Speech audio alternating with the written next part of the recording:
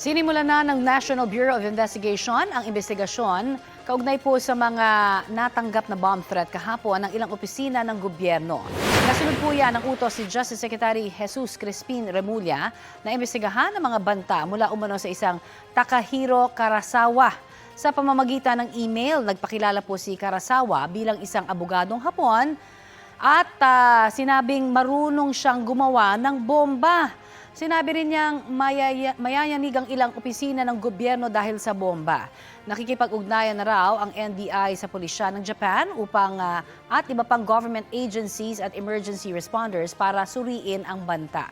Sabi ng ahensya, dati nang nasangkot sa pagpapadala ng bomb threat si Karasawa, kabilang ang banta sa MRT-3 noong September 8, 2023. Hinimok naman ng NBI ang publiko na manatiling mapagmatsyag at i-report ang anumang kahinahinalang aktibidad. Kapuso, para sa mga maiinit na balita, mag-subscribe sa GMA Integrated News sa YouTube. Sa mga kapuso naman abroad, subaybayan nyo kami sa GMA Pinoy TV at sa www.gmanews.tv.